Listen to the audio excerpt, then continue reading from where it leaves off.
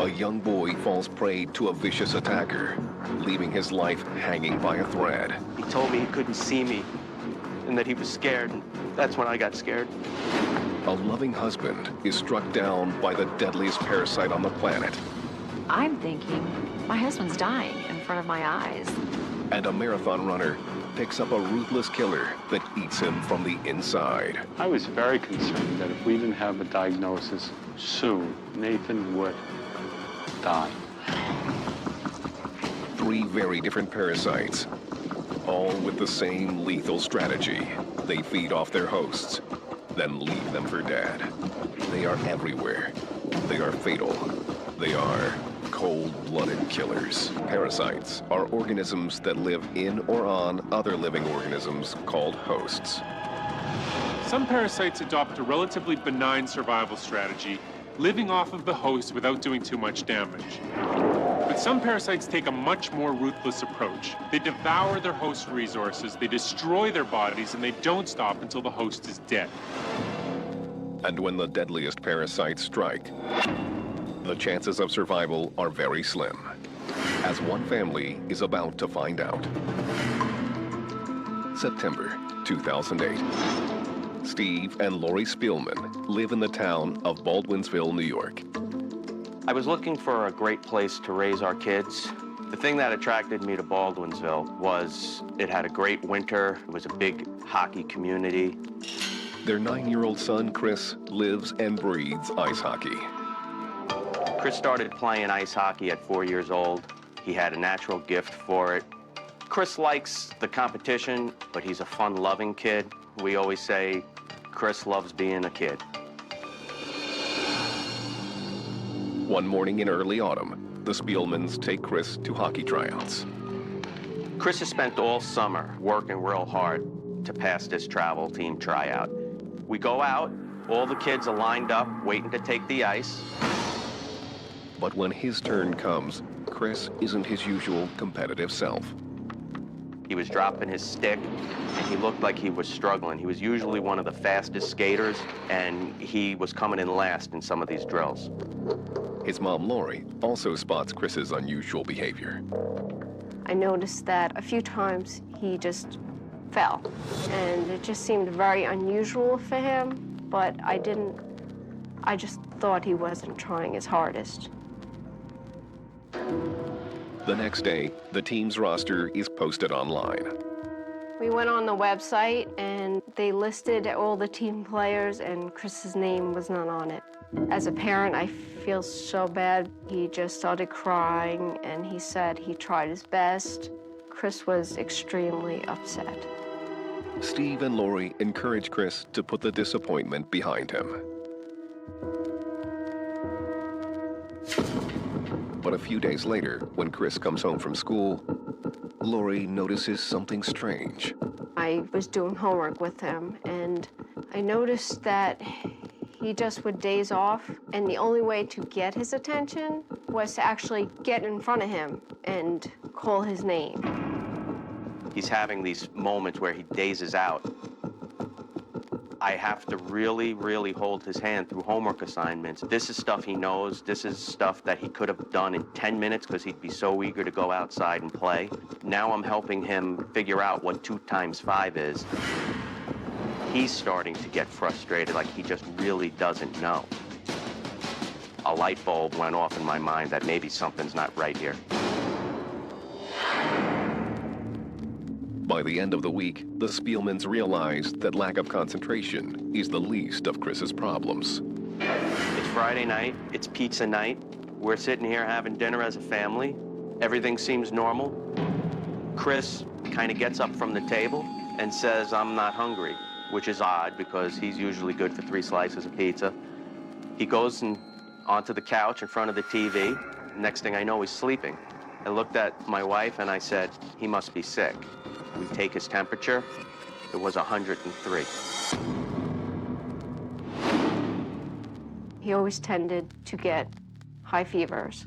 He's always had ear infections. We're hoping it would just go away. But on Wednesday night, just before bedtime, there is an alarming development.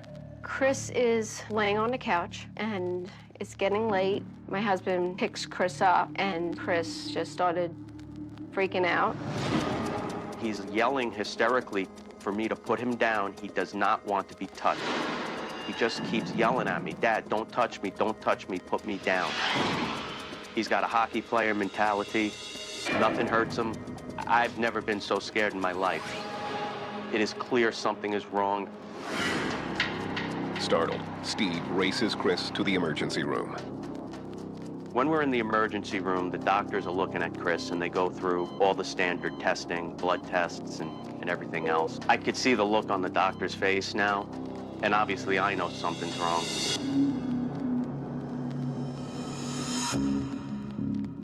The test on Chris's spinal fluid has come back abnormal, indicating that there could be something wrong with Chris's brain. Chris is put in the care of pediatric neurologist Dr. Kevin Ragosta. His behavior was such that I thought that it could be a virus infection. If you don't treat them early and aggressively, they can destroy your brain. Dr. Ragosta prescribes an antiviral medication. But the mysterious illness only gets worse. As the night goes by and I'm by his side, he starts shaking, his body starts tremoring, and his eyes are starting to roll in opposite circles from each other, and they actually start kind of going up in his head. And he told me he couldn't see me and that he was scared, and that's when I got scared.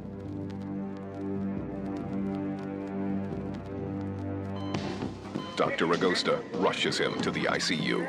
He started having seizures, and his level of consciousness became clearly compromised.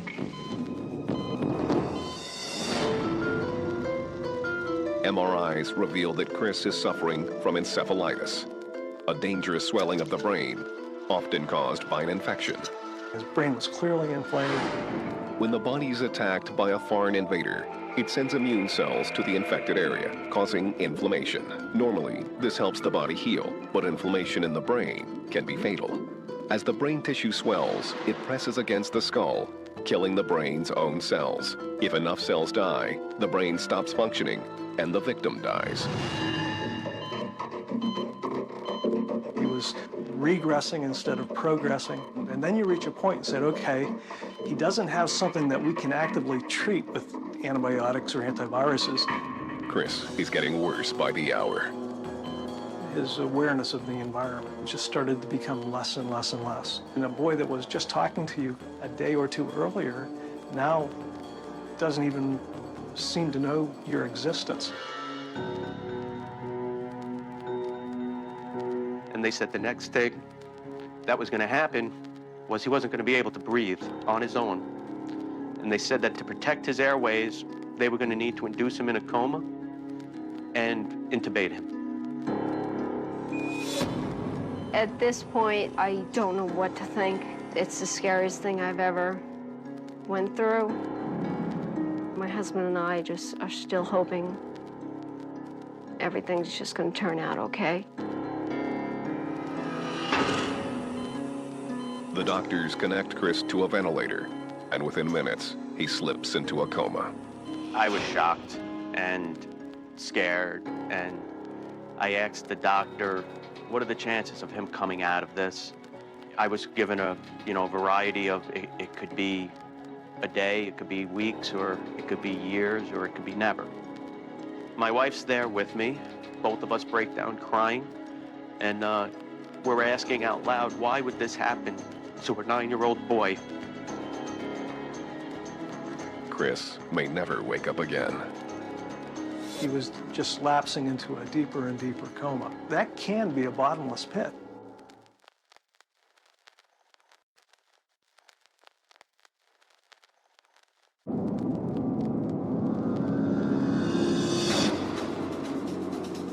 Steve and Lori Spielman have spent the last 6 days in the hospital, fighting to save their 9-year-old son Chris's life. His brain is so swollen that doctors have put Chris in a temporary coma to protect him. But Chris is so sick that the doctors are afraid he may never wake up. He was just lapsing into a deeper and deeper coma. That can be a bottomless pit. The doctors still have no idea what is causing Chris's brain to swell. I didn't know what it was. We knew Chris was worsening. The MRI continued to show evidence of brain inflammation. With Chris's life in the balance, Dr. Ragosta considers one final treatment: steroids. Steroids is one of those two-edged swords. Steroids can reduce the inflammation by inhibiting the body's immune response. But in doing so, they might give whatever is attacking Chris free rein and make the infection even worse. The doctors are very clear that this was experimental and that there wasn't enough in the scientific literature to prove that this would work or not work, and we decided to go for it. Dr. Ragosta administers the steroids, and he and the Spielmans wait anxiously. When he was started on the steroids, started realizing that his response was a little bit better. He was starting to yawn. Now that might seem, very minuscule, but I haven't seen his face move in 17 days, and now he was yawning. Encouraged by Chris's responses, Dr. Ragosta decides to test his ability to breathe on his own. They take the ventilator out of Christopher, and everything's fine. He's breathing well on his own. After a month in a coma, Chris finally wakes up. Eventually, Chris opens his eyes. He's not looking at you. He just kind of is staring into space, but we're becoming a little more hopeful. But the doctors are cautious. They still don't know what has brought Chris to the brink of death. There's always concern when you don't know what's going on that it could flare back up. Worried that Chris could relapse at any time, and still without any idea what has caused the illness, Dr. Ragosta turns to infectious disease expert Dr. Leonard Weiner. Dr. Weiner and his team pore over Chris's medical records. It's like a detective story. And in Chris's case, we began to look for more and more unusual causes that might account for his illness. They're such as fungus or bacteria, such as tuberculosis. Then one evening, Chris's mother, Lori, receives an unexpected call. We get a phone call from the hospital, and it's the infectious disease doctor. They tell us, hey, we've got some news for you. A test finally came back, positive. And I'm like, okay, good, what is it? And they told us that Chris tested positive for acanthamoeba. The acanthamoeba is a single-celled organism that typically feeds on bacteria and yeast. But if given the opportunity to infect a human host, it becomes a voracious parasite. The acanthamoeba is normally a free-living organism. That means it can live without a host. Nevertheless, if it does find its way inside a human host, it will wreak havoc, and that can be deadly. The acanthamoeba enters the body through the skin or up the nose, and travels through the central nervous system to the brain. There, it devours brain cells. After feeding, the parasite divides rapidly, causing sudden and massive inflammation. It creates a very destructive, inflammatory response within the brain itself, and that is almost always fatal. The doctors don't know how Chris was able to survive, or if the parasite is still hiding in his brain. The idea of a parasite in him is horrific. Is he going to get sick again? I am thinking, is this still in him? The doctors were very upfront and honest, and there was really nothing they could tell us for sure. Is the parasite that nearly killed Chris Spielman about to launch an even more vicious assault on his brain? Honestly, I was fearing the worst.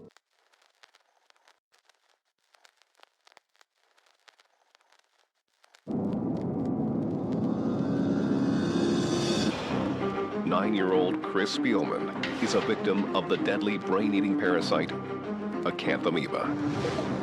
After being treated with steroids, he has made a partial recovery. But his parents are terrified that the parasite might still be lurking somewhere in his brain. Now we're looking at Chris, and we don't know what the future was going to hold for him. My wife and I both feared that Chris's recovery maybe wasn't a recovery at all. There's not a lot of information out there about how survivors do. Is he going to continue to get better? What's he going to look like a week, a month from now? The real way that one knows what's going to happen is to wait. While the doctors wait to see if the acanthamoeba returns, they begin to look at how Chris might have contracted such a ruthless parasite. I do know that weeks before Chris's illness, we were at a party where there was a pond, and Chris and all his friends were playing by the pond, and Chris found a hockey puck that he scooped up out of the water. Acanthamoeba are very common in the environment. They're found in all kinds of places like swimming pools, ponds, inside air conditioning units. People are exposed to acanthamoeba all the time. Normally, that's not a problem because the immune system can stop acanthamoeba before it takes hold in the body. But in Chris's case, the parasite somehow sidestepped his immune system and attacked his brain.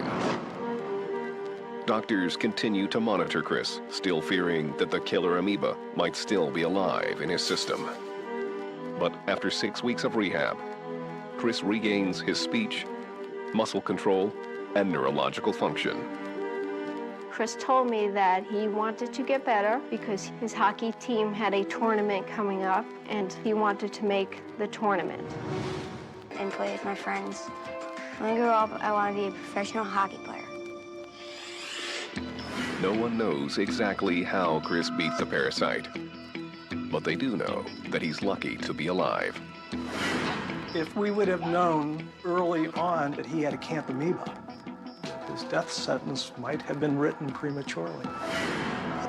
The acanthamoeba is everywhere, so avoiding exposure to the parasite is nearly impossible. While the parasite is deadly, cases of acanthamoeba infection are extremely rare in the United States. The reason acanthamoeba is such a deadly parasite is that it attacks the brain. But the deadliest parasite on the planet has a different approach. It attacks the blood, as one computer programmer is about to learn firsthand. 2007. Software designer Michael Bell and his wife Maria live in the quiet town of Chesterfield, Virginia. For fun, we like to travel. We do physical fitness and sports. In his free time, Michael is an avid cyclist. He can sometimes go out for 50-mile bike rides. We both just enjoy taking care of ourselves and feeling great. But Michael's energetic routine is about to come to a screeching halt. One evening in June, Michael and Maria go out for a romantic meal. We went out to a nice seafood restaurant. While eating dinner, I started to get an upset stomach, and I wasn't sure what was going on. My head started pounding, and I didn't really finish my meal. I thought maybe it could be food poisoning, maybe some kind of flu, but I wasn't quite sure. We leave the restaurant and go home. The next morning, the symptoms continued, headache and stomach ache and achiness, and it didn't seem to improve. Michael stays home from work, hoping the symptoms will go away with some rest. But after a few days in bed, Michael still has a headache and stomach ache.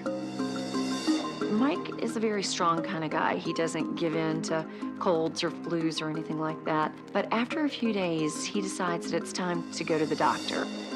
So I went to a clinic to see if there was anything wrong. They listen to my breathing, check for congestion, they check my blood pressure, and then give me a simple pain medication and send me on my way. They just confirmed what we thought. They say that he has a virus. But whatever is causing Michael's symptoms is much more serious than just a virus. Michael stays in bed for the rest of the week. But on Friday, Maria must leave town on important business. I had a lot of traveling that I was doing, and I'm still trying to keep an eye on Mike just to make sure that he's okay. But, still we're thinking he just has a virus. Only a few hours after Maria departs, Michael takes a turn for the worse. I wake up and I had a low-grade fever. It just felt like a flu-ish type of feeling. The next thing I remember, the pounding in my head. It's the worst headache Michael has ever had. It felt like I had a vice on my whole skull and crushing my head in. With Maria still away on business, Michael calls his mom and tells her about the pounding in his head. My mom comes over and realizes that there may be something seriously wrong with me. Concerned for her son, Michael's mom rushes him to the emergency room. I tell the doctor that I had a pounding headache, dizziness, stomach ache, and that I thought something could really be wrong. So he did a blood test to determine what was wrong. Later that night, Maria gets an alarming message. And I get this voicemail that his mom is now taking him to the hospital. Maria races to the hospital. When she arrives, she's stunned by what she sees. As I walk into the ER, it's shocking to see my husband laying in fetal position. I just remember being really scared. Finally, the doctor returns with the test results. Michael has malaria. I was very shocked to get the diagnosis of malaria. I'm thinking, what? Who gets malaria? Malaria is the deadliest parasitic disease on the planet. It causes nearly 1 million deaths a year. The disease is caused by a single-celled parasite called Plasmodium. The malaria parasite invades the body's red blood cells, reproducing inside them until they explode and die. The dead blood cells then form clumps that block the body's blood vessels, starving its organs and tissues of oxygen, eventually killing them. But how did the world's deadliest parasite get inside Michael? The answer lies in its life cycle. Malaria begins in the gut of a mosquito. When an infected mosquito bites a host, the parasites travel from the insect's saliva into the host's bloodstream. The parasites reproduce in the host's blood and internal organs. When an uninfected mosquito bites an infected host, the life cycle is complete. Infected mosquitoes thrive in warm, often tropical locations. Right away, Maria knows where Michael came in contact with the parasite. For our 20th anniversary, we were at this resort in the Dominican Republic for a week. They tell us that where we were vacationing is known for malaria. Michael is admitted to the ICU, where doctors give him an anti-malarial drug to stop the spread of the parasite.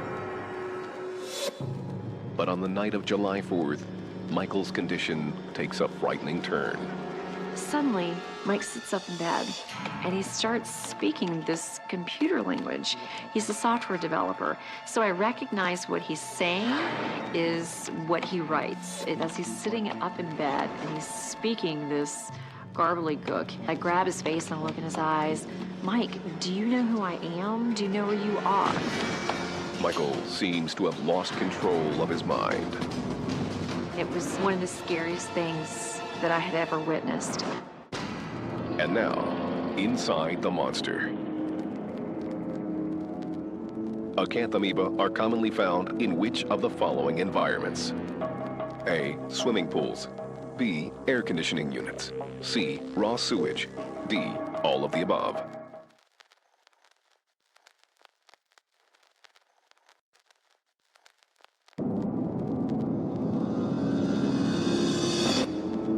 Acanthamoeba are commonly found in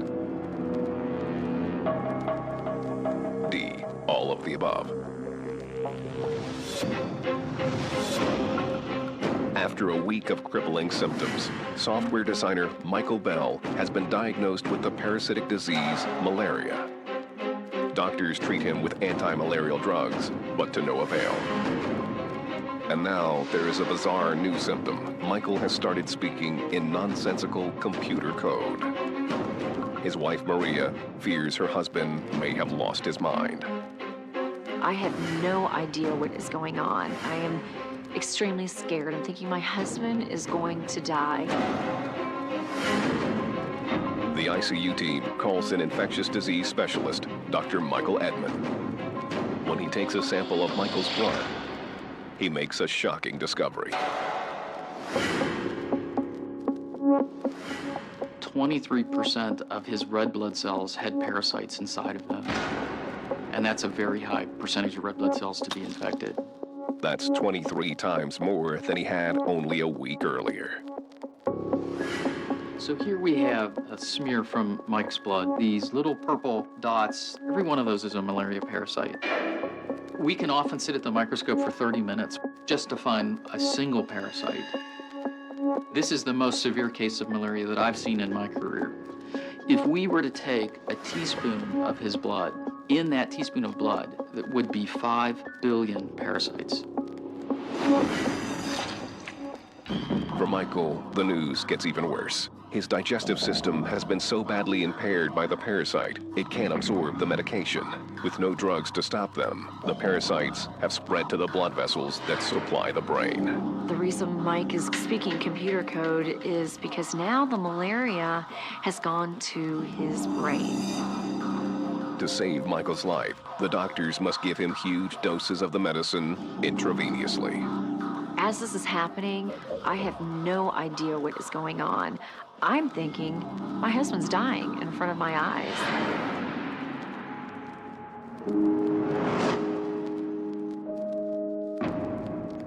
I have 3 IVs in my arm, feeding me intravenously 24 hours a day. After 8 days on the IV drugs, Michael's condition starts to improve. He's far from over. 2 weeks after returning home, Maria has another business trip. Michael volunteers to drop her off at the airport.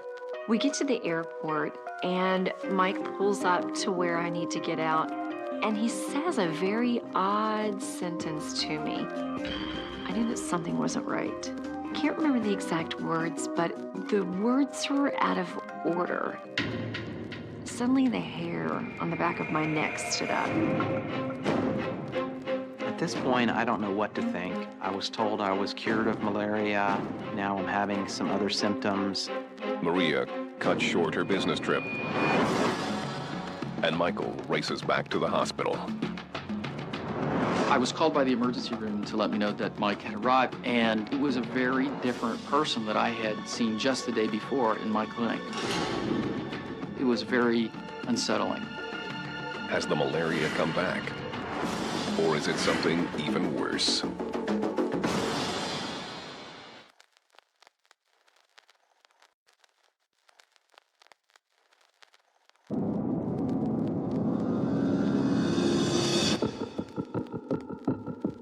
Michael Bell is recovering from a near-fatal bout of malaria. His doctors believe they've killed the parasite. But 2 weeks after leaving the hospital, Michael is struck by a sudden bout of dizziness and disorientation. I'm having more dizziness, trouble with my motor skills. I can't seem to form a sentence. Even though in my head I feel like I can say the words, they're not coming out properly. That's probably the most frightening thing. He seemed to be at the level of about a 2 or 3-year-old. I was petrified that this was the new Mike. This is not the normal course of someone who's recovering from malaria. Dr. Edmond orders a new round of malaria tests, but they all come back negative. There were no parasites in his blood. Something is still wrong with Michael's brain. But if it isn't malaria, what could it be? It seemed to me that something else must be going on. Perplexed, he decides to cross-reference Michael's symptoms with a database of malaria research. What he uncovers is totally unexpected. A rare condition called post-malarial neurological syndrome. what you see is mostly problems with cognition, with thinking and speaking. The cause of this syndrome remains unknown. So it's thought to be some type of a immunologic phenomenon that occurs after the infection has cleared. There is no treatment for post-malarial neurological syndrome. The only course of action is to wait for the symptoms to subside on their own. There was really nothing that could be done except to wait. Within just a few days, Mike undergoes a dramatic transformation. He started to be able to construct sentences. And when that happened, I felt like we had probably turned the corner. By the 5th day, Dr. Edmond is confident his hunch has paid off. I had certainly never heard of the post-malaria neurologic syndrome. It's not even in any of our textbooks because it's so unusual. And in fact, he's the first case ever in the Western Hemisphere. Today, Michael is fully recovered and back to leading a healthy, active life. Ever since that last hospital stay, things have been great. I think Mike is healthier now than he's ever been in his entire life. I guess I've tried to enjoy life a little more than I would have otherwise, and make the best of it. Michael Bell beat tremendous odds when he recovered from a parasitic infection that kills millions. If a person's diagnosed in time and receives proper treatment, it's very possible to survive malaria. It's also preventable. When traveling in affected areas, taking anti-malaria drugs, and sleeping under an insecticide-treated net dramatically reduce the risk of infection. Malaria is deadly because it destroys red blood cells, and that prevents the body from getting oxygen to its organs. But other parasites attack the body's organs directly, as one athlete will soon discover. Fall 2006, Dorchester, Massachusetts. Web analyst Nathan Yang is an avid long-distance runner. I started running 6 or 7 years ago. After a while, I was thinking about running a marathon. The marathon really gives me a goal to shoot for. It's much easier to actually exercise when you have a goal. But Nathan is about to encounter a challenge unlike any he's ever faced. One weekend in October, he goes to visit his cousin in New York. We were hanging around in Washington Park. And then pretty soon after that, I decided to go for one of my training runs. And afterwards, I remember feeling extremely tired. A lot more tired than usual. And at the time, I don't really think anything about it. At the end of the weekend, Nathan returns home to Boston. Probably the next night, after coming back from New York, I start feeling a little bit of a low fever. I just thought it was, a little bit of a flu or cold or something. Nathan assumes the symptoms will go away on their own. I don't really think much about it at the time. So I go back to work, I resume my usual life. But the symptoms actually don't go away, they continue.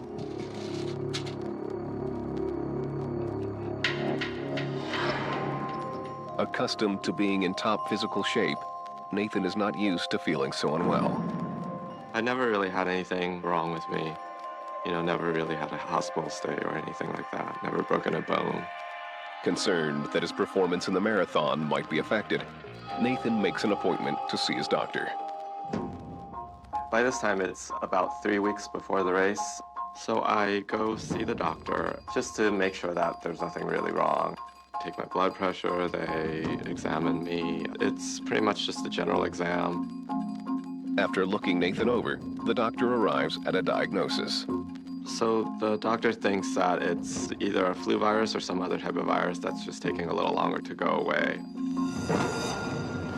Nathan decides to take a break from training in order to recover in time for the race. But late one night, he wakes up to a disturbing new symptom. I wake up, in the middle of the night and my clothes are soaked. I don't think I've ever had night sweats like this. It is pretty bad. Concerned that he might have something more than the flu, Nathan returns to his primary care physician. So the doctor thinks that one of the possibilities for explaining these symptoms was that maybe I had a tick-borne illness. At the time, that actually seemed pretty reasonable. Ticks are blood-sucking arachnids common in New England. They can transmit Lyme disease and a deadly parasitic infection called babesiosis. The doctor runs a battery of tests on Nathan's blood. The results will not be known for several days. And in the meantime, my symptoms just continue to get worse and worse. In fact, Nathan is so sick, he's barely able to get out of bed. 2 weeks after he first became ill, he is forced to make a difficult decision. I have decided that I probably would not run the race. That's upsetting because I had been training for 3 months, but it's just a race. Then, Nathan gets a call from his doctor with some frustrating news. The results from the labs that he had, all the things that he had run were all negative. Whatever's making Nathan so sick remains a mystery. So at this point, he decided to refer me to an infectious disease specialist. That specialist is Dr. Bruce DeZubi, a hematologist at Beth Israel Medical Center. I brought Nathan in, and before me was indeed a young man who just looked ill. Dr. DeZubi orders a CAT scan of Nathan's vital organs. All appear normal, except for one, the spleen. One of the spleen's primary functions is to filter and store red and white blood cells. A normal patient's spleen is maybe 4 to 5 inches. His spleen was enormous. It was the size of a baby. An enlarged spleen can be life-threatening. If the spleen ruptures, the patient could die. I was very concerned that that spleen was just going to burst. Dr. DeZubi must find out what is making Nathan's spleen 5 times its normal size. He tests Nathan for lymphoma and a variety of other deadly diseases. We ended up sending off 50 blood tests, and everyone came back negative. And that's when I said, oh my God, we really got a problem here. I was very concerned that if we didn't have a diagnosis soon, Nathan would die.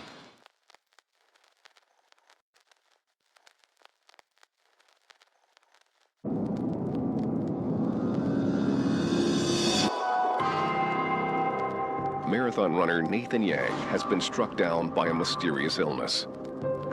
Plagued by fevers and fatigue, he has gone from being an elite athlete to a frail shell of himself in just a few months. My symptoms just continue to get worse and worse. It's probably one of the worst things that I've ever had. Now his doctor has discovered a terrifying new symptom. His spleen has swollen to 5 times its normal size. I was very concerned that if we didn't have a diagnosis soon, Nathan would die. With no idea what is causing Nathan's spleen to swell, Dr. DeZubi is left with one final option: remove the spleen altogether. One can live a totally normal life without a spleen. However, taking the spleen out is often a last resort. Dr. DeZubi schedules Nathan for surgery to have his spleen taken out. But before the operation can go ahead, the doctors do one final series of blood tests. They take my blood to do all sorts of blood work. They wanted to make sure that we exhaust all other avenues in infectious disease before actually having my spleen taken out. 48 hours before the operation, the results come back. I got a call that just totally knocked my socks off. I got a call that his leishmaniasis test was positive. Leishmaniasis is a disease caused by the protozoan parasite Leishmania. When it gets inside the host, it feeds directly on the vital organs. The Leishmania parasite hijacks the body's immune system by attacking the body's own defense cells. The parasite devours them from the inside and then uses them to travel through the body. When the parasite reaches the liver or the spleen, where immune cells are made, it gorges itself, paralyzing the body's defenses.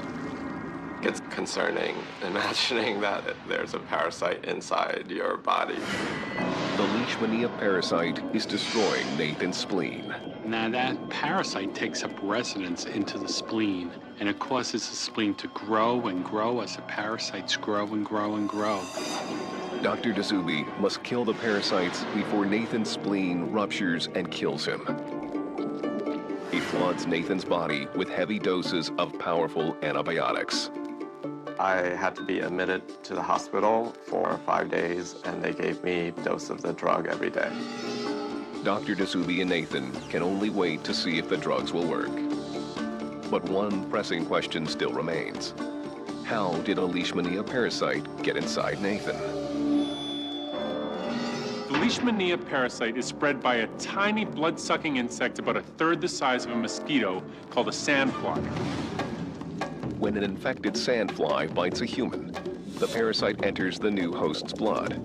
Once in the blood, the parasite feeds on white blood cells, reproducing and spreading throughout the body.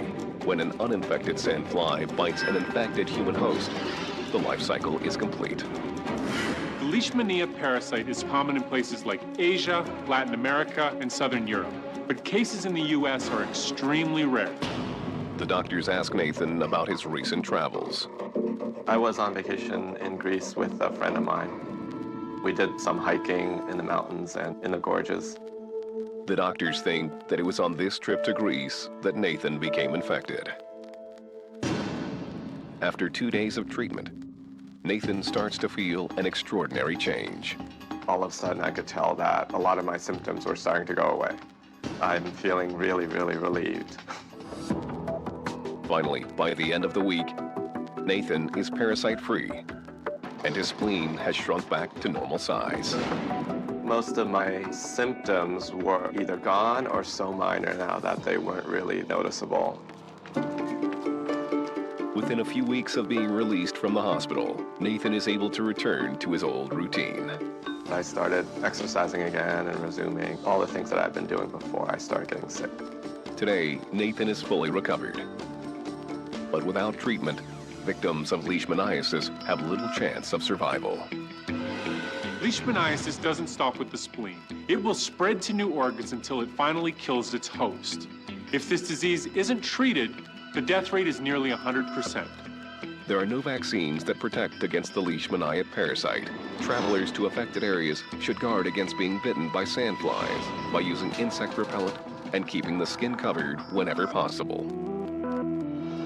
Because parasites live inside or on their hosts, it might seem counterproductive for them to kill their source of food and shelter. But the fact is, once a parasite completes its life cycle, the host becomes irrelevant. Some parasites leave their hosts relatively unscathed, and others are cold-blooded killers. Have you ever stopped and wondered if you're truly making the most of your money as you age? Are there areas where you might be spending unnecessarily, without realizing the long-term impact on your financial security? If so, you're not alone. As we grow older, our priorities change, and what we value most shifts. However, there are common spending habits that could be draining your resources and stealing your peace of mind. In this video, I'll be revealing 9 things that are a complete waste of your money in old age. Things that many of us might be doing without even thinking twice. From brand-name clothing to unused subscriptions, we often overlook how these seemingly small expenses can add up over time, making a real difference to your financial stability. By the end of this video, you'll have practical alternatives to these costly habits. Choices that could lead to a more secure, peaceful, and meaningful life. Whether you're on a fixed income or simply looking to make wiser decisions with your hard-earned money, this video is packed with insights that will help you invest in what truly matters: your health, relationships, and lasting joy. So, stick around, and let's dive into how you can make better financial choices that not only improve your quality of life, but also free up your resources for the things that truly bring you happiness.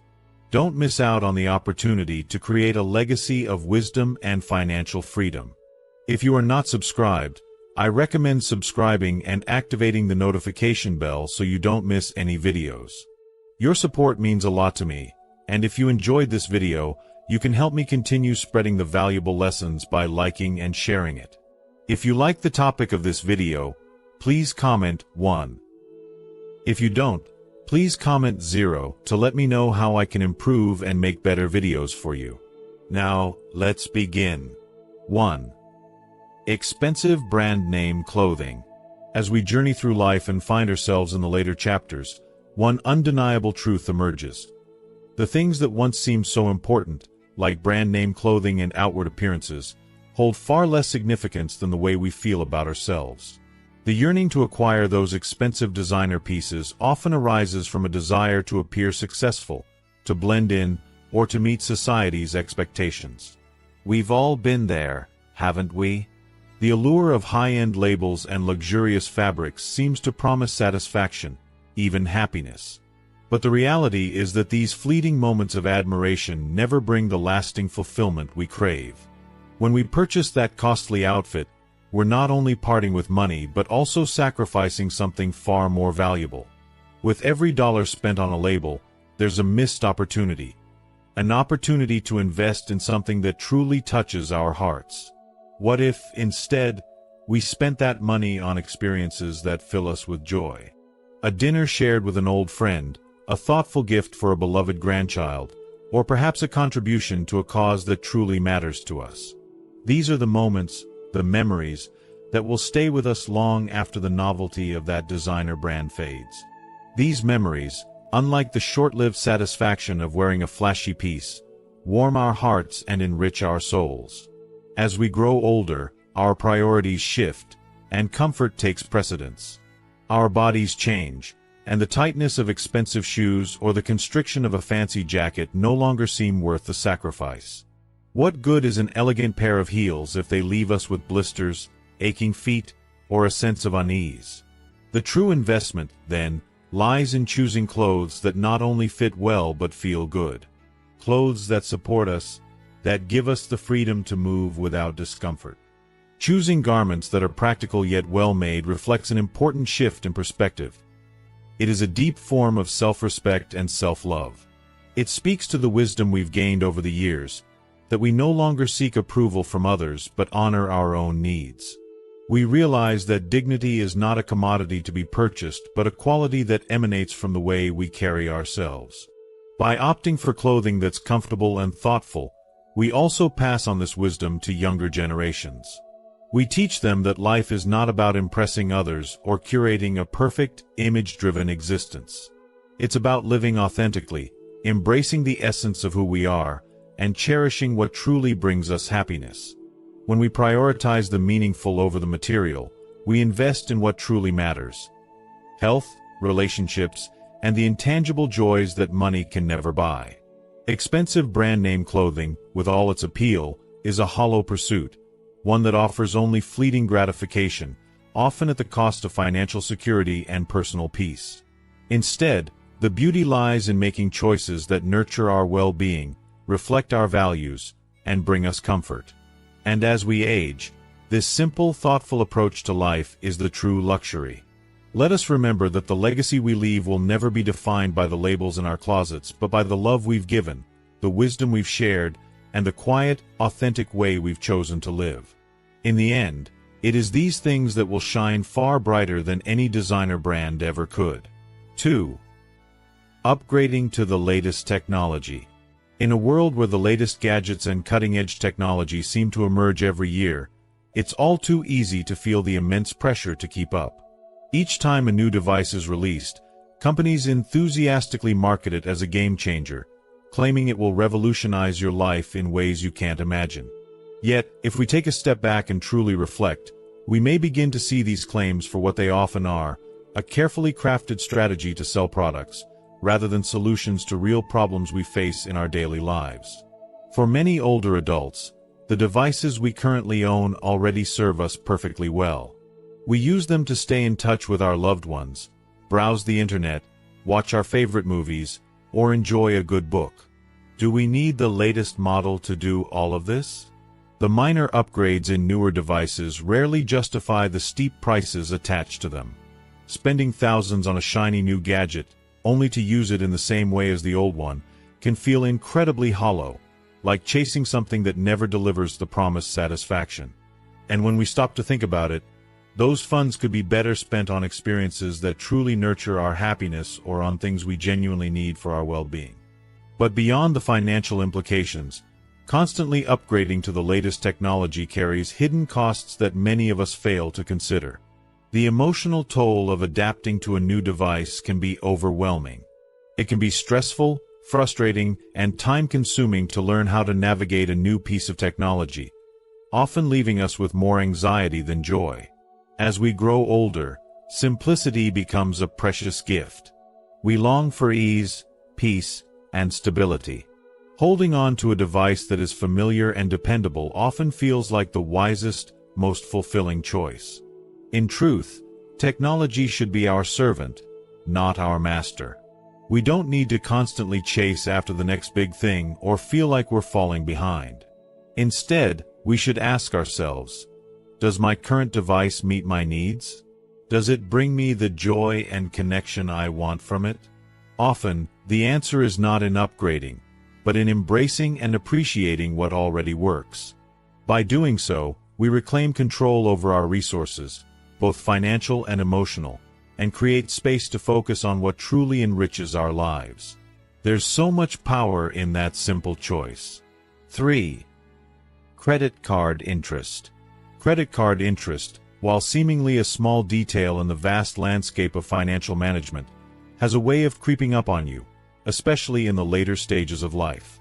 At first glance, credit cards may seem like a wonderful tool, offering the promise of flexibility, rewards, and convenience. But beneath that shiny surface, for many, they silently transform into a relentless thief, stealthily draining away hard-earned money through exorbitant interest payments. This can become an especially heavy burden in old age when every single dollar counts and financial security is more important than ever. If you are still watching this video and find these lessons useful, please comment 1 below to let me know that you are still here with me. The true danger of credit card interest lies in its insidious, compounding nature. When you carry a balance from one month to the next, interest doesn't just stay stagnant. It grows on top of the previous month's interest, creating a vicious cycle that's incredibly difficult to escape. What might start as a seemingly minor purchase, a new appliance, a gift, or even just some groceries, can quickly snowball into a massive debt that robs you of the ability to enjoy the fruits of your labor. It's not just a financial drain, it's an emotional one too. The weight of that debt hangs over you like a cloud, blocking your peace of mind and preventing you from fully enjoying life in the way you deserve. For older adults, the consequences can be particularly devastating. It's heartbreaking to think of the things that might be sacrificed. Vital expenses like healthcare, necessary home repairs, or even small, yet significant, pleasures like a nice dinner out with family. These are the very things that should bring joy and comfort. Yet instead, the money that could have been used for something truly meaningful gets siphoned off into the abyss of credit card interest. The idea that something so avoidable could take away from the things that matter most is truly gut-wrenching. Breaking free from this cycle isn't easy, but it is possible, and it's more than worth the effort. It requires not just financial discipline, but a mindset shift that prioritizes your future well-being over temporary conveniences.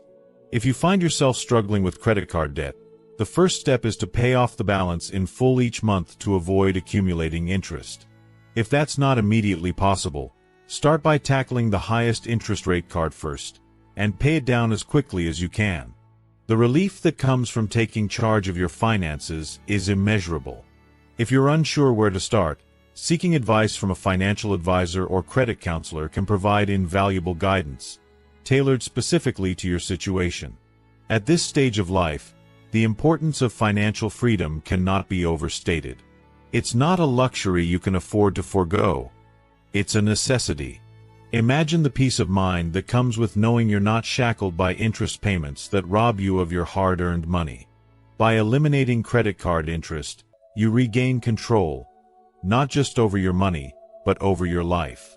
This newfound freedom empowers you to direct your resources toward the things that truly matter: your health, the comfort of your home, and the joy of being with the people you love. In the end, isn't that what we all deserve? 4. Unused subscriptions. Unused subscriptions often sneak into our lives quietly, like uninvited guests that show up on our doorstep, at first appearing harmless.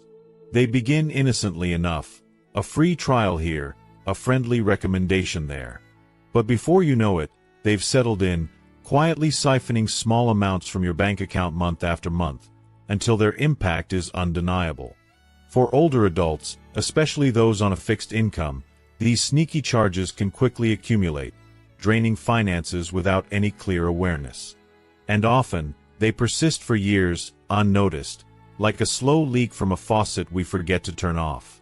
I can't help but think of all the subscriptions we may have signed up for in the past. Streaming services, magazine subscriptions, perhaps even gym memberships, all with the best of intentions. Maybe we thought we'd use them regularly, diving into new hobbies or indulging in entertainment. But life moves on, and we forget, leaving these subscriptions to gather dust in the corners of our finances. Each small charge may seem inconsequential in isolation, but when viewed in total, they can amount to hundreds of dollars each year. Imagine what that money could do if we redirected it towards something more meaningful: a cozy weekend getaway, a heartwarming dinner with friends, or even a savings fund for future needs. But it's not only about the money, it's about reclaiming control over our lives. Each unused subscription is a choice we made, a decision to explore, to try something new. And yet, when those choices no longer serve us, they become silent burdens, draining both our bank accounts and our mental energy. It's okay to admit that we don't need every subscription we once thought we did. There's no shame in taking a step back and evaluating what matters. It can be incredibly freeing, like taking a deep breath after a long, tense day. There's clarity and relief in letting go of the things that no longer contribute to our happiness or well-being. So, take a moment, a quiet moment, to sit down and go through your subscriptions. Reflect on each one. Are they truly adding value to your life, or have they simply become a financial weight you carry unknowingly? If they don't bring you joy, don't feel guilty about canceling them. And for the ones that still hold meaning, perhaps it's time to explore less expensive alternatives or free options. In doing this, you're not just saving money. You're also giving yourself the space to be more intentional with your choices, to invest in the experiences, relationships, and moments that bring you joy and fulfillment. Every dollar saved is an opportunity to invest in yourself, in your well-being, and in the life you truly want to live. It's a small, but incredibly powerful act of reclaiming your resources and your purpose. 5. Lottery tickets. The allure of the lottery is undeniably powerful, a magnetic force that tempts us with the dream of sudden wealth, a transformation that could change everything in the blink of an eye. For many, this is more than just a game. It's a fantasy, a vivid daydream about wiping away the burdens of life, erasing debts, and unlocking a world of endless possibilities. It promises a miracle, a fairy tale where life becomes smooth and worry-free, but the truth is far more sobering. Behind the shimmering promise of riches lies a brutal reality. The odds are astronomically against you. For most, playing the lottery isn't an avenue to prosperity. It's a slow drain of hard-earned money that could have been put to better use elsewhere. For older adults, the temptation of the lottery is especially poignant. After years, decades even, of hard work, struggle, and sacrifice, the thought of winning big can seem like the golden ticket to achieving a freedom that's long been out of reach. It may even seem like the answer to ensuring the well-being of loved ones, a final shot at financial peace before the year's too far. But what's often overlooked is how the cost of those dreams adds up. Each ticket, though seemingly insignificant in the moment, represents a small piece of your financial future, a future that could have been built with careful investment in more stable, tangible ways. Think about it. A few dollars here and there may feel harmless, but when you look at it over time, you're talking about thousands of dollars that could have made a difference in your life.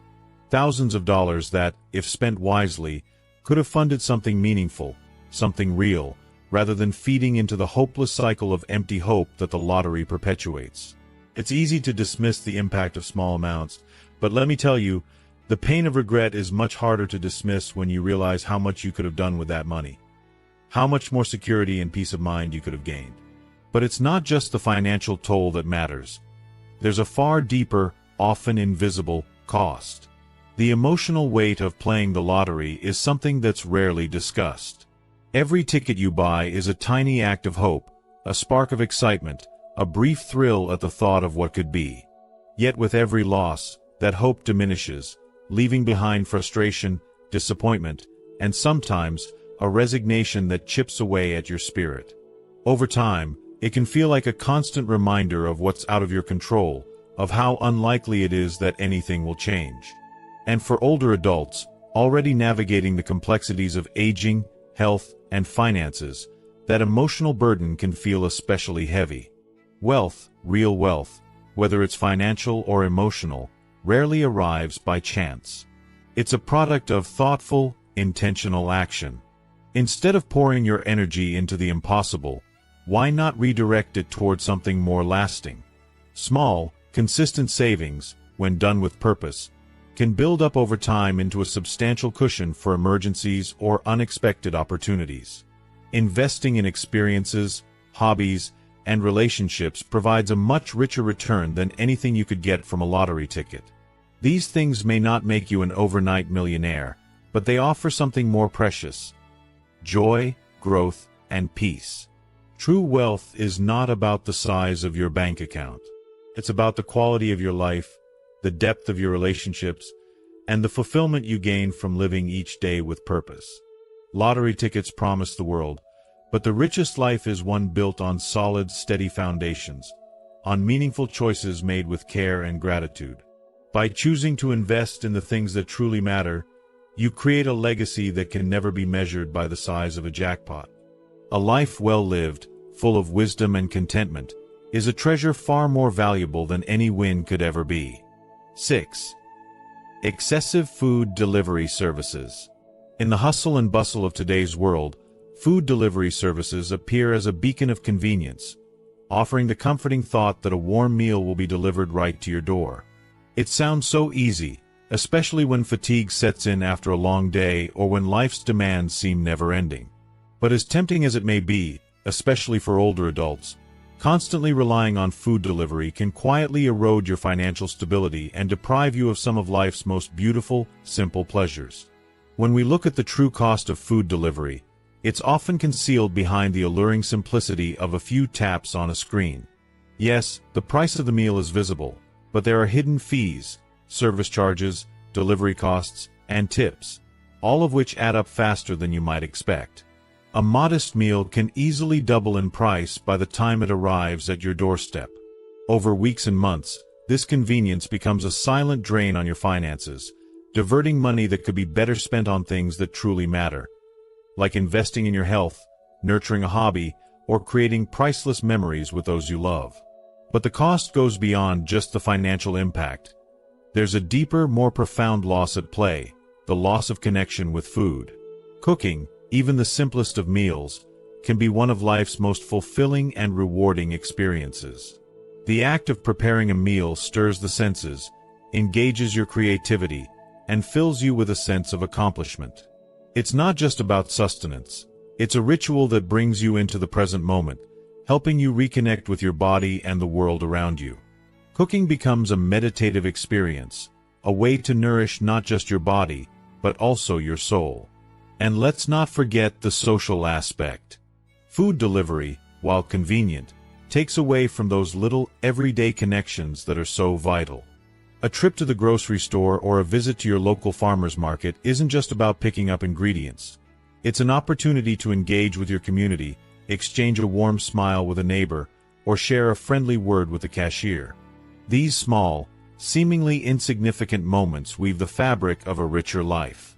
The absence of these interactions can leave a quiet void that no amount of food delivery can fill. For those dealing with physical limitations, food delivery may indeed feel like a necessary option, a way to make life easier when mobility is restricted. Yet even in these circumstances, there are often more affordable and nourishing alternatives that don't come with a steep price tag. Many community organizations offer meal programs designed specifically for seniors, delivering balanced, budget-friendly options that cater to your unique dietary needs. Preparing meals in bulk and freezing portions for later is another simple, yet effective, way to maintain convenience without sacrificing your hard-earned money. If you are still watching this video and find these lessons useful, please comment below to let me know that you are still here with me. At the end of the day, food is so much more than mere sustenance. It is a cornerstone of well-being, culture, and connection. It is a powerful way to care for ourselves, to express love, and to share our lives with others. By reducing our dependence on food delivery services and opting for simpler, more intentional ways to nourish ourselves, we not only save money, but we also deepen our relationship with food and with life itself. Cooking, eating, and sharing meals are acts that bring us joy, comfort, and a profound sense of purpose. True luxury is not found in the fleeting convenience of a delivery app, but in the warmth of a home-cooked meal and the love that goes into preparing it. 7. Unused exercise equipment. Unused exercise equipment is not just a financial mistake. It symbolizes a deeper, often painful, disconnect between intention and action, especially as we age. The desire to stay healthy and vibrant is one of the most powerful gifts we can give ourselves, particularly as we grow older. It reflects a commitment to living fully, embracing each day with vitality and strength. Yet, so many of us fall into the trap of believing that purchasing the latest exercise equipment, an elliptical trainer, a treadmill, or one of those fancy high-tech gadgets that promise instant fitness, will somehow lead to a healthier life. We start with the best intentions, imagining ourselves working out daily, breaking a sweat, feeling stronger, and living longer. But over time, these expensive machines gather dust in a forgotten corner, mocking us with their unfulfilled promise of transformation. It's heartbreaking to watch a purchase that was meant to symbolize hope and change simply fade into the background of daily life. The problem isn't with the equipment itself. It's the underlying belief that health and fitness come from owning these machines, as if merely spending money is enough to transform our lives. True health doesn't come from spending thousands on gadgets. It comes from commitment, consistency, and small, daily actions that add up over time. No $2,000 treadmill is going to make a difference if it sits there, untouched, collecting dust. Health isn't purchased. It's earned through simple, consistent habits. A brisk walk in the fresh air, something as free as it is simple, can offer more benefits to your mind, body, and spirit than any fancy machine ever could. When we allow expensive and used equipment to sit in our homes, we're not just throwing away money. We're also revealing something more profound, a disconnect between our desires and our actions, a lack of follow-through that might touch deeper, emotional wounds. Health isn't about acquiring the newest technology or the fanciest gadget. It's about moving our bodies, nourishing ourselves with wholesome food, and staying emotionally and mentally engaged with the world around us. The best fitness practices are often the simplest. Body weight exercises, gentle yoga, and even just walking every day. These activities are practically free, yet they offer incredible rewards. They strengthen our muscles, improve our flexibility, and keep our hearts and minds vibrant and healthy. But there's something else we often overlook: the power of community. It's not enough to rely solely on solo workouts. Engaging with others in a local walking group, joining a senior fitness class, or even dancing with others in a social setting can nurture not just our physical well-being but also our emotional and social health. These experiences are far richer and more fulfilling than any workout performed alone, on a costly machine. The friendships that blossom from these activities are invaluable and can provide a sense of belonging and purpose that solitary exercise just can't offer. They remind us that life is not just about keeping our bodies in shape, it's about keeping our hearts and minds connected with others. If you've already made the purchase and now feel weighed down by the unused equipment gathering dust, don't let it become a source of shame or guilt. Let it be a reminder that we all make mistakes and sometimes even our best intentions don't come to fruition. Instead of dwelling on the money wasted, find a way to repurpose it. Sell it, donate it, or if you're determined, reintroduce it into your routine with small, manageable goals. Don't feel pressured to do everything at once or to achieve some unrealistic fitness standard. Health is not a race. It's a slow, steady, and evolving journey. Moving forward, focus on what truly matters. Consistency, not complexity. It's the little choices that add up to a life of well-being. Health doesn't require extravagant spending. It's about creating routines that are enjoyable and sustainable. When you prioritize the activities that nourish both your body and your soul, you not only save money, but also create a life that supports your physical, emotional, and mental well-being. At this stage of life, health is not just a fleeting goal. It's the very foundation that allows us to live fully and joyfully, with energy, purpose, and meaning. Embrace simplicity, embrace consistency, and watch how your life transforms in the most beautiful ways. 8. Expensive self-improvement courses. As we enter the later stages of life, the yearning for personal growth and self-discovery often becomes more pressing. It's as if we reach a moment when we feel compelled to reflect deeply on the life we've led, the choices we've made, and the person we have become. We look at what we've accomplished and wonder how we can continue to evolve, find meaning, and live with purpose. This is a time when our hearts long for transformation, a chance to continue expanding, even in our later years. Unfortunately, there are those in the self-improvement industry who see this desire for growth as an opportunity to exploit our vulnerabilities, offering expensive courses, workshops, seminars, and one-on-one coaching sessions that promise radical transformations, yet too often fail to deliver lasting change. The reality is that these programs often come with staggering price tags, thousands, or even tens of thousands of dollars. They use high-pressure, emotionally charged marketing strategies that prey on our insecurities and deepest hopes, convincing us that their programs are the golden key to unlocking everything we've ever desired: success, fulfillment, and happiness. They make us feel as if we are somehow incomplete or unworthy unless we invest in their carefully curated packages. But let's take a step back, shall we? Do we truly need to part with such exorbitant sums of money to uncover truths that are already buried deep inside of us? By the time we reach this stage of life, we've weathered the storms, experienced joy and pain, and learned invaluable lessons along the way. The lessons these pricey programs promise are often nothing more than things we've already discovered through years of living, through those quiet moments of introspection, or through the challenges we've faced head-on. We've acquired a wealth of knowledge, wisdom, resilience, strength, that no course can replicate.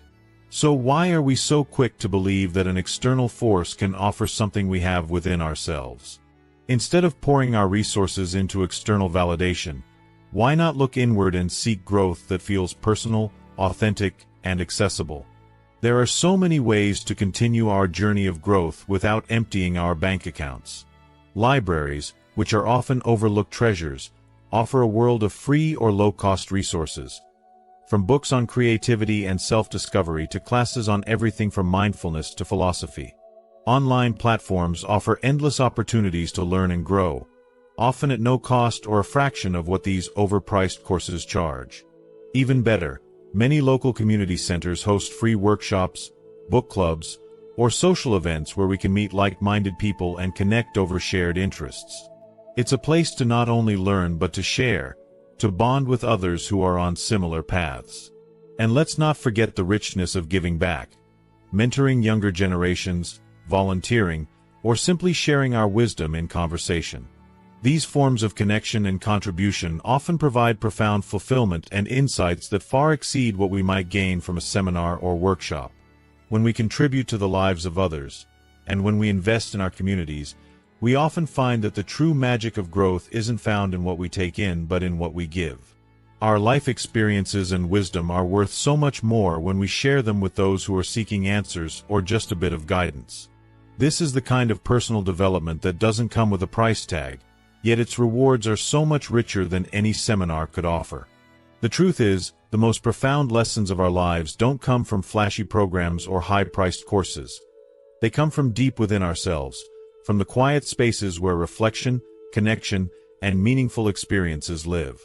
When we resist the temptation to spend money on overpriced self-improvement gimmicks, we not only protect our financial well-being but also honor the wisdom we've earned through a lifetime of experience. Growth is not about chasing external approval or seeking validation from others.